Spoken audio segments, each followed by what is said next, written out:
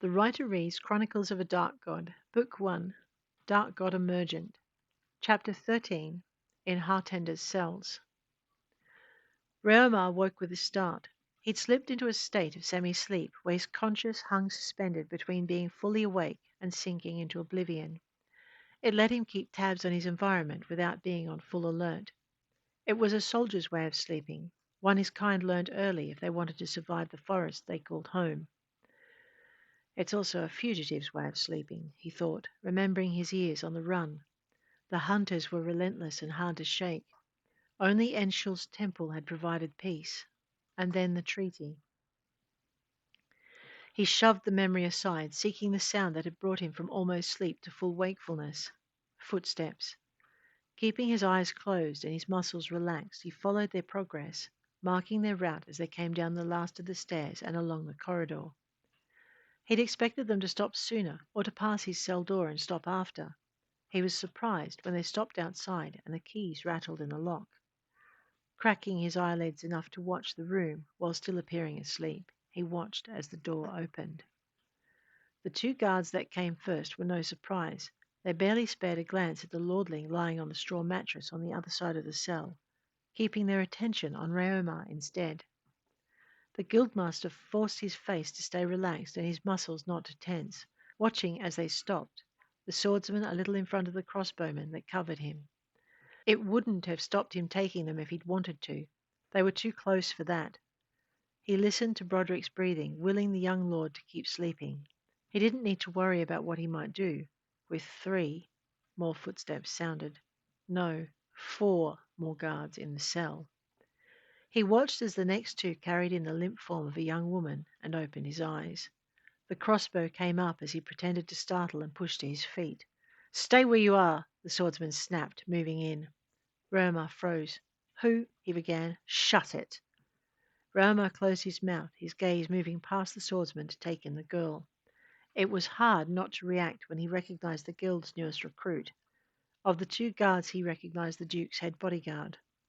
He bent over the girl, checking the bandages on her forearm, bicep, and around her waist. "Thorough," the guard accompanying him mentioned. Cale grunted. "Bandages are holding, and she's got more colour. Antidote will pull her through."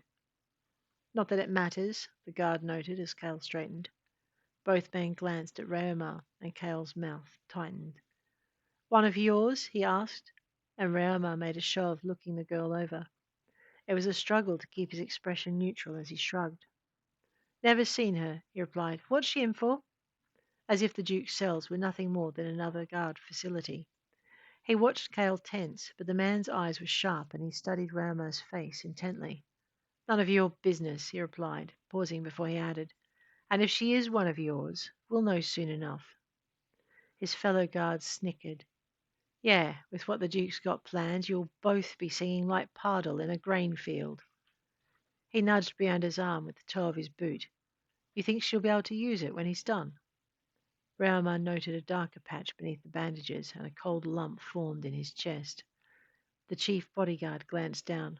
"She might," he allowed. "If she's got skills he can use and she can be turned, he's not going to be happy if she's lost them." The guard shrugged. "Your call." "For Shadow's sake!" Cale knelt beside Brianda, lifting her arm. "Bring that lamp over here." Another guard came in from the corridor, bringing the lamp. He didn't stay, but handed it to Cale's companion. "Hold it steady." Raomar watched as the veteran unwrapped the bandage, unable to keep the shock from his face when he saw the hole in Brianda's arm. "What?" he began, subsiding once more as the guard before him laid a hand on his chest, pressing him into the wall as he positioned his blade tip over his ribs. Across the cell, Cale ran his hands over Brianda's arm, manipulating her fingers with an increasingly sour look on his face. "I need a godsbedamn priest," he swore. "His thrice fucked lordship's cut some strings." "This time of night," the other guard replied, "you'll be lucky to find one awake, even luckier to find one that won't talk about what they've seen." "Try the beast elf," the crossbowman said. "He carries Enshul's mark." Cale glanced at the man and then at Raomar. "Later, you'll tell me how you know that," he stated, and the crossbowman paled. "Yes, sir," he replied. Cale turned to Raomar. "Is that true?" "Yes." "And your goddess will answer even when you've been captured?" "She might," Raoma aloud, feeling Enshul's laughter in his soul. Of course she would answer. Her people were bound to be captured at one time or another. It was an acceptable risk of the trade she oversaw, albeit one they tried to avoid. There was no greater penalty for a priest being detained than for any of her other followers meeting the same fate. Then try, the guard instructed. The Duke prefers it. Then try, the guard instructed. The Duke prefers it if his tools are broken when he chooses, and kept in a state of usefulness until then. Raomar forced his face to a perfect blank, banking the rage that surged through him for later. It wouldn't help him now. A second guard had appeared at the door, his crossbow cocked and perfectly balanced, and he was too far away for Raomar to do anything about him before he fired. Do you have any more bandages? He asked, crouching beside the girl and inspecting the wound. It had started bleeding through the crude stitches closing it, so he clamped a hand over it and held it vertical. Also numbing salve and a needle and thread. The head bodyguard nodded at the man standing beside him. Leave the lantern, fetch what he needs. I'm out. The man's mouth opened as though he was about to protest, and Cale snarled, Now! The man went, scowling all the way. Raomar noted the first signs of rebellion and glanced at Cale. Him and I, the head guard stated softly, will talk. The way he said it, Raomar didn't think the conversation was going to be anywhere near civil. I'll also need hot water and cloths, he stated, and Cale gave him a grim smile. He'll fetch them when he gets back. Raomar could imagine just how well that was going to go down, but he said nothing. If the man wanted to push troop discipline now, who was he to intervene? They weren't his men. He lifted the weaver out of his tunic and was surprised when Cale lashed out, seizing him by the throat and moving swiftly behind him. The soft hiss of a dagger was all the warning he had before the man's blade was across his belly.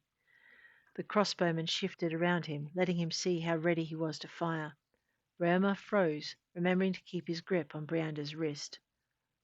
That, he tried, and the guard's battle-calloused fingers tightened, warning him to silence. Raomar waited, careful not to show any signs of resisting. Counting his heartbeats helped, and he reached 20 before the man moved close enough to place his lips beside the guildmaster's ear. You cast anything more than healing and you're dead, the guardsman warned. You can't get to us all. His hand loosened on Raomar's throat, and the Kavarag took it as a signal to speak. Understood. Only healing. The head guard stayed tucked in close to his back, the pressure of his blade against Raomar's skin unrelenting, his hand loosely wrapped around Raomar's throat. Healing only. Raomar carefully lifted the talisman. And we'll have that when you're done, the man added. Raomar tensed, but hand and dagger pressed a little harder, and he forced himself to take a breath. Healing only, he confirmed, sending a prayer realmsward as he made the request in Kavarag. Chances were neither man understood it. They'd see the results, and that was all. Enshul answered, the sense of her neither displeased nor amused. Raomar frowned. If anything, the goddess seemed distracted. But she answered, and that was all that mattered. He felt her power reach through him. It traced a warm path from his chest to his shoulder and down the arm holding the girl's wrist.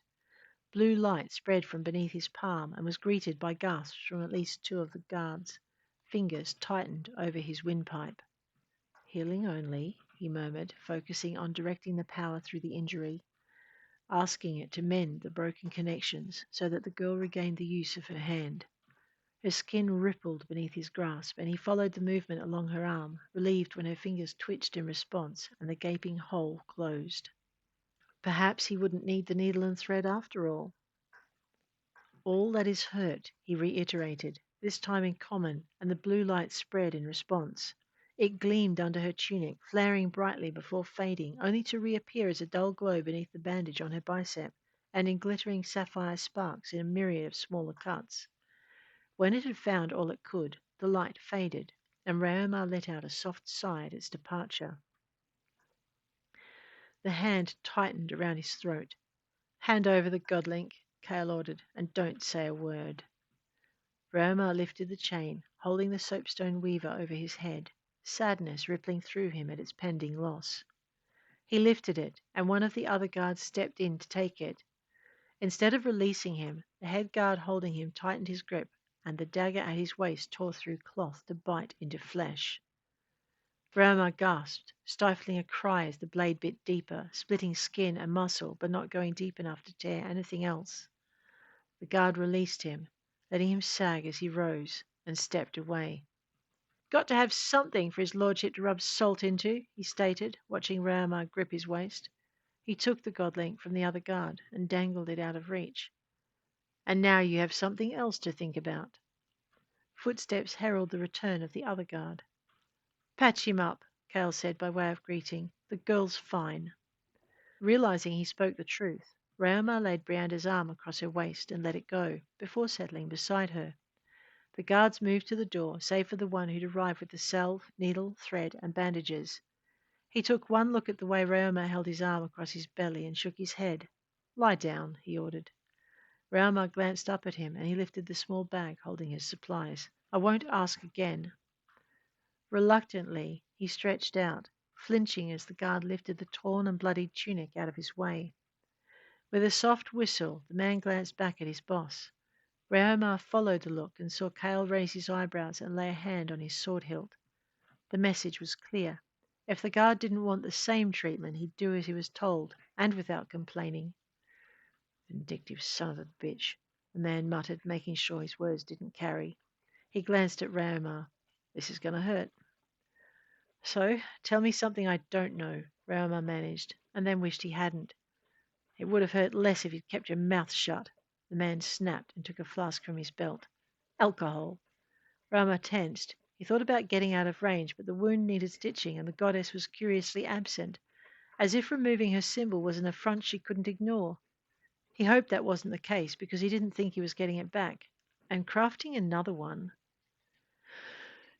He couldn't afford to be without his powers that long, but the little statue wasn't called a godlink for nothing. Every deity insisted on one. Why, Rama didn't know. He figured they didn't actually need their servants to have one in order to answer their prayers, but that was the way it worked, and he couldn't think of a single exception. His brow furrowed as he tried to follow that thought, but the guard poured the alcohol over the wound, and he barely stifled a scream. Child, the man mocked, and the Kavarag glared at him. Why don't you try it? The suggestion ended in a gasp as the guard pinched the edges of the wound together and started the first stitch. After the initial cry, Roma pressed his lips together and tried to not make a sound. His medic didn't make it easy, and he didn't use the numbing salve he'd brought. Roma noted the omission and decided he wasn't going to beg.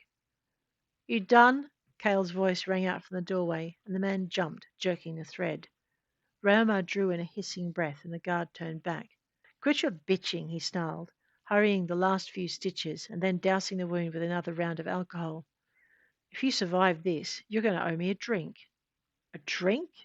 Roma's eyes widened in disbelief.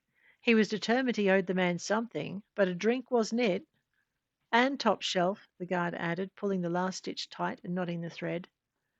Roma wondered what weapons he kept on his top shelf, and if any of them would satisfy, but the guard didn't notice the dark turn of his thoughts and patted his chest.